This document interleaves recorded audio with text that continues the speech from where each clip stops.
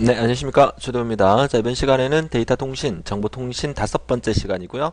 자, 신호 변환과 전송 제어의 개요에 대한 문제를 풀어보도록 하죠. 자, 이번 시간의 문제도 신호 변환이 어떻게 진행되는가, 또 전송을 제어하는 방법은 어떻게 되는가에 대한 부분인데, 그렇게 어려운 내용 아니니까, 역시 홀가분한 마음으로 열심히 따라와 주시길 바랍니다.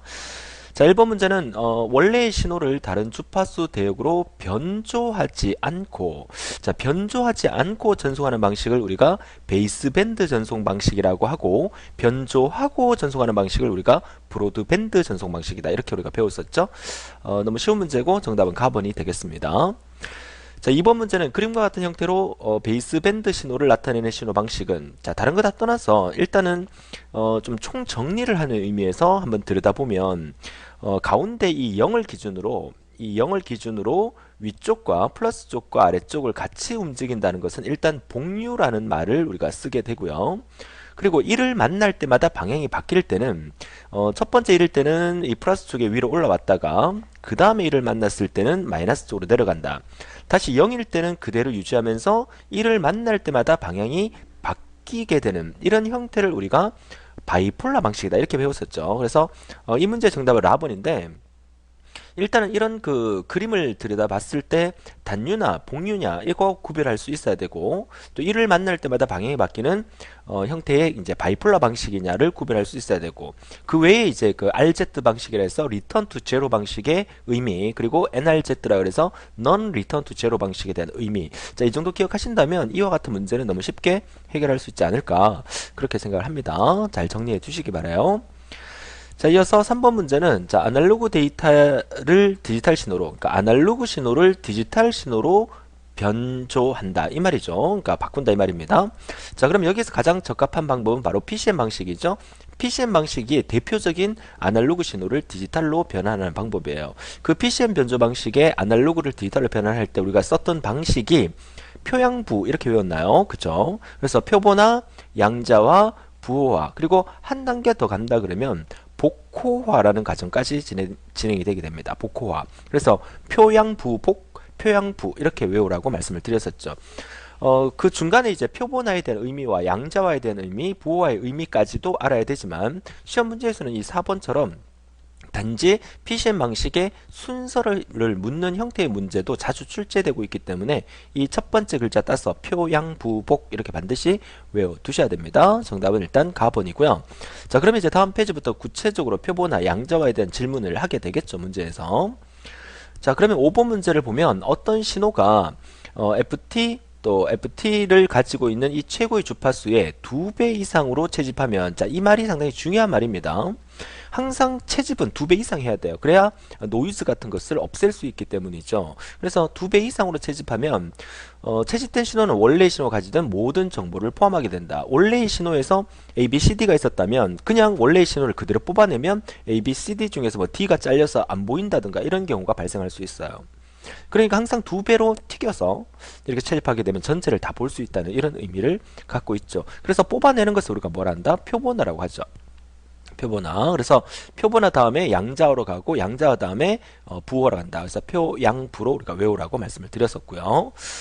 자, 그래서 이제 6번 문제가 최고 4000Hz를 포함한 신호를 PCM으로 디지털화할 때 요구되는 초당 최소 샘플링 횟수는, 이 샘플링이란 말을 우리말로 하면 표본화다, 이렇게 얘기를 하잖아요. 그래서 표본화는 항상 2배로 튀겨줘야 된다, 이렇게 말씀을 드렸죠. 그래서 4000Hz에서 곱하기 2를 하게 되면 총 8000회가 된다, 이런 뜻이에요. 그래서 항상 표본화 과정에서는 2배로 튀겨야 된다, 이거 잊지 않도록 해주세요. 자, 그러니까 이제 다음 문제도 7번 문제가 PCM 방식에서 최소 대역폭이 4kHz입니다. 4kHz라는 것은 킬로가 1000이기 때문에 4000Hz를 의미하는 거예요. 자, 그렇다면 표본화 샘플링 할 때 그 간격에 해당되는 시간을 물었는데, 이 주파수와 시간과의 관계도 역수 관계예요. 그러니까 결국은 이 문제를 해결하기 위해서 만약에 주파수가 4000Hz다 그러면 4000분의 1이다 이렇게 계산을 하면 되는데, 이렇게 계산하면 큰일 나죠. 왜? 이 샘플링을 항상 어떻게 한다?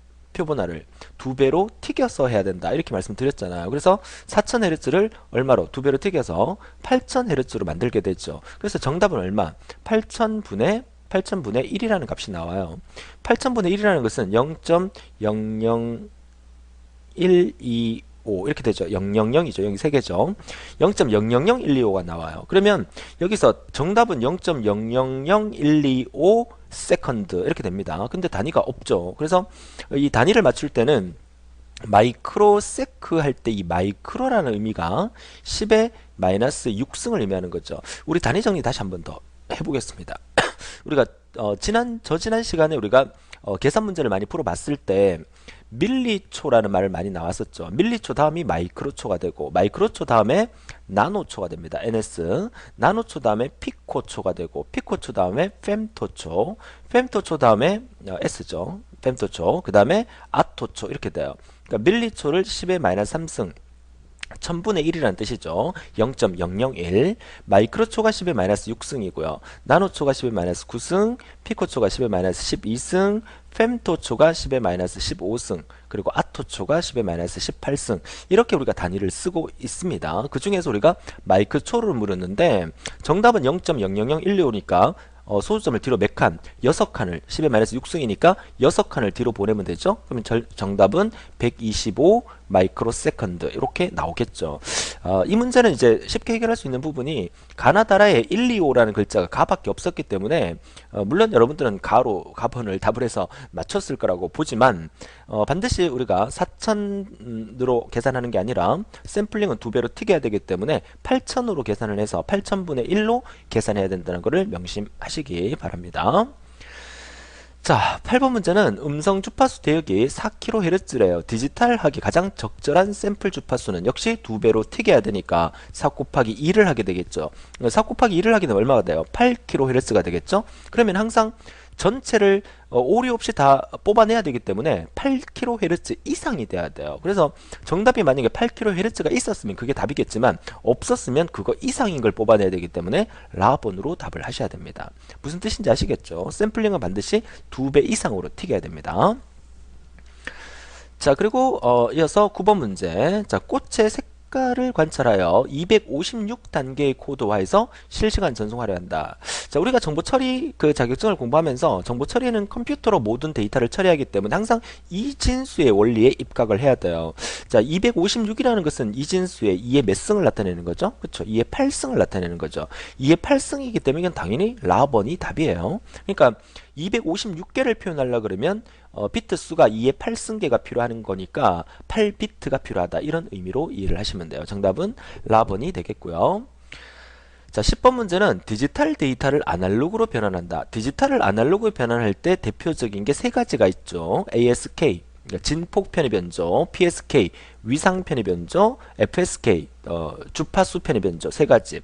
라번의 이 PCM이라고 하는 것은 펄스 코드 변조 방식으로서 대표적인 아날로그를 디지털로 바꿔주는 거고 우리가 방금 배웠죠. 표, 양, 부, 복이라고. 그러니까 표보나 양자와 부호와 복호화 순으로 PCM 과정으로 아날로그 신호를 디지털로 바꾸고 있어요. 정답은 라번이 되겠습니다. 자, 11번 문제 역시 반송파로 사용하는 정연파의 어디에? 위상에. 자, 이 말만 찾으면 되죠. 자, 위상의 정보를 싣는 방식이니까 위상 편의 변조가 되겠고 위상 편의 변조가 다번이 되겠죠.